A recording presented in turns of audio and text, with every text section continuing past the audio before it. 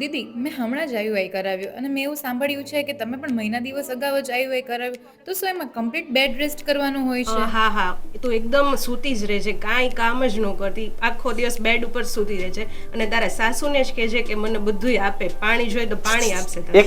એક મિનિટ બેન, એક મિનિટ.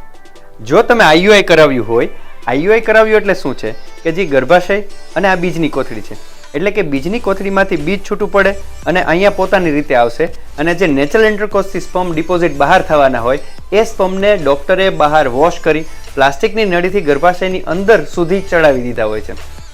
આ સિમ્પલ પ્રોસિજર એટલે આઈયુઆઈ છે. હવે આઈયુઆઈ એટલે કે જે નેચરલ ટ્રાયલમાં સ્પર્મ બહાર મુકાતા હતા તો ત્યારે તમે શું આરામ કરો છો? નહીં ને.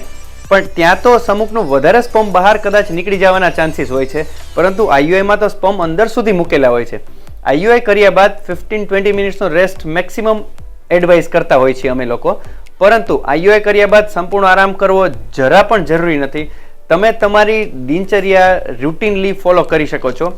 વધારામાં ધ્યાન રાખવા માટે પેટ ઉપર પ્રેશર આવે એવું કામ, ઉબળક પગે ન બેસવું, એટલું ધ્યાન રાખો તો ઘણું છે. વધારે આરામ કરવાથી મગજમાં ઓલવેઝ એ જ સ્ટ્રેસ લેવલ જનરેટ થતો હોય છે. તમે અને આખું ઘર એ સ્ટ્રેસ લેવલમાંથી પાસ થાવ તો ફાયદો થવાને બદલે નુકસાન વધારે થાય છે.